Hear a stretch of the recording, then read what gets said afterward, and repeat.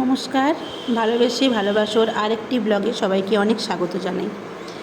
আজ অমরকণ্টকের পার্ট 3 নিয়ে এলাম, মানে যার জন্য যাওয়া সেই প্রতীক্ষার শেষমেশ অবসান ঘটল। আমরা গিয়ে শুনলাম, আমরা আগে হোটেল দেখছিলাম, তারপরে ওখান থেকে যে হোটেলে থাকবো বলে ঠিক করলাম, উনি আমাদের গেট থেকেই বললেন রুম খালি আছে, পেয়ে যাবেন। আপনি যদি সন্ধেবেলার মন্দির দর্শন করতে চান, আরতি দেখতে চান, জলদি চলে যান, মন্দির বন্ধ হয়ে যাবে, কারণ 9টার সময় মন্দির বন্ধ হয়ে যায়। পাহাড়ের উপরে সেরকম বিশেষ বাইরে লোকজন থাকে না, সেই জন্যেই। আর তাছাড়াও মন্দির তো রাতের বেলায় ঠাকুরকে শয়ন দিয়ে বন্ধ হয়েই যায়, তো সেই জন্য আমরা জলদি ছুটতে একদম মন্দিরের উদ্দেশ্যে প্রথমেই চলে আসি। গেট দিয়ে ঢোকাটা তোমরা দেখতেই পেলে, পুরো সাদা মার্বেল দিয়ে মন্দিরটি তৈরি, খুব সুন্দর। চতুর্দিক থেকে যখন আলো পড়ছে সাদা মার্বেলের উপরে, আরও সুন্দর দেখতে লাগছে। তো আমরা এইভাবে মন্দিরের দিকে যাই। আমরা তারপর কিছুক্ষণ পরে এই মন্দিরে যাওয়ার পরে বুঝতে পারলাম যে মায়ের আরতি হয়ে গেছে, কিন্তু মানে উদ্গমে যেখানে মায়ের মূর্তিটি আছে সেখানকার আরতিটি হয়ে গেছে, কিন্তু মায়ের মন্দিরের ভিতরে যে মায়ের মূর্তি করা আছে সেখানে এখনও আরতি হবে।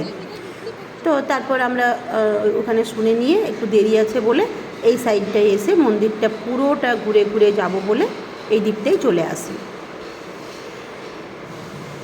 এইভাবে যেতে যেতে আমাদের চোখে পড়লো এখান থেকে প্রসাদ পাওয়া যায়, মানে যে ধরনের প্রসাদ নেবেন সেই ধরনের প্রসাদের নানা আলাদা আলাদা টাকা আছে, আলাদা আলাদা টাকা দিয়ে আলাদা আলাদা রকমের প্রসাদ পাওয়া যায়। তো আমরা সেদিন দেখলাম, দেখে বলছিল যে প্রসাদ নেবার কথা, কিন্তু অনেকটা রাত হয়ে গেছে বলে আর সেদিন প্রসাদটা নিইনি। বললাম কালকে পুজো করে সকাল সকাল মায়ের প্রসাদ নেব। তারপর আমরা এই যে চলে আসি, এই যে মায়ের মূর্তি, এই যে মূর্তিটা দেখতে পাচ্ছ, এখান দিয়েই মায়ের মেন উদ্গম স্থল, মানে মায়ের উৎপত্তি হয়েছে, মা নর্মদার উৎপত্তি হয়েছে। আর এইভাবে এখানে প্রচুর শিবলিঙ্গ আছে, তার উপরে স্ট্যান্ড দিয়ে এই হাঁড়িগুলো রাখা আছে, এই হাঁড়িগুলোতে জল দেওয়া হয়। তো তারপর এখানে আমরা ওই মায়ের